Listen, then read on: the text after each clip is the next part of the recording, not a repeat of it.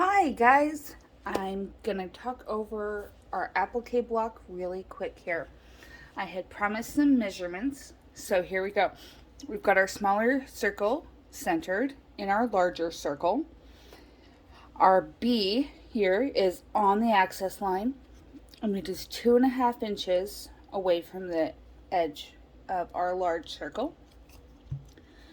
My wings for my B are about 5/8 of an inch down from the top of the B. My leaves here are 1/2 inch all the way around from the circle. So the bottom of the leaf is 1/2 inch from the circle, and it's also 1/2 inch away from this folded line that we did. That way I make them stay nice and level. The other thing is that this flower, the bottom of the flower here, is about 2 3/4 of an inch, 2 3/4 inches rather, from the edge of our circle. So hopefully that helps with placement. As far as the stitch goes, let me show you my 2 stitches that I like to use, and I'll do it nice and up close. We'll go ahead and do it on a green.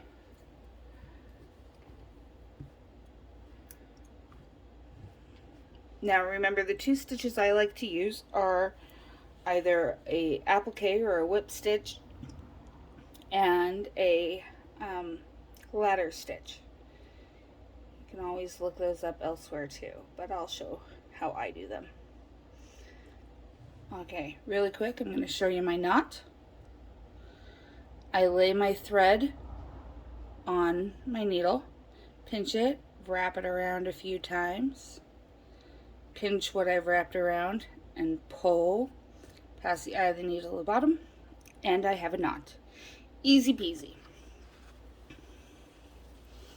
Alright, so I'm just going to come right on up out this leaf, and I will show you the stitches that I like to use, except I pulled my thread right on out. Sorry, I'm trying to look and make sure that I can see it on the phone, so I'm looking at my phone / camera as much as what I'm doing, and that makes it a little difficult. Okay, back to my leaf here. So I'm gonna come right on up just to get my thread nice and secured down there. Now, an applique stitch is one where you're gonna go through every layer at the same time. So I'm gonna go down, come up through all the layers, and just do that over and over again. My stitches are about 1/8 of an inch long,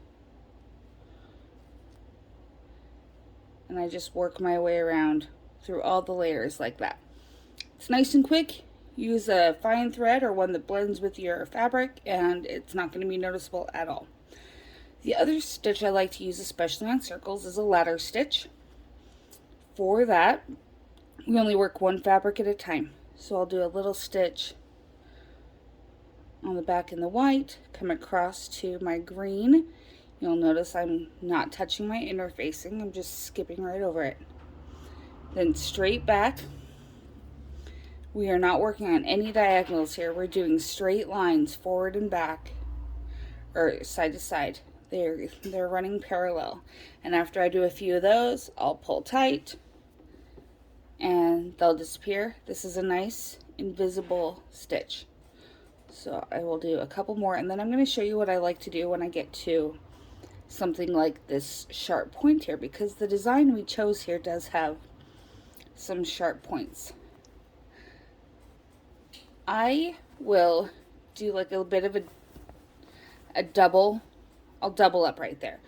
So I do the same thing with cleavages, like where I'm gonna just, even if I'm doing a ladder stitch everywhere else to make it kind of invisible, I am going to just run through that twice, because the last thing I want is for this to get knocked and pulled up later on, because that's going to be a weak spot that'll pick up the rest of it.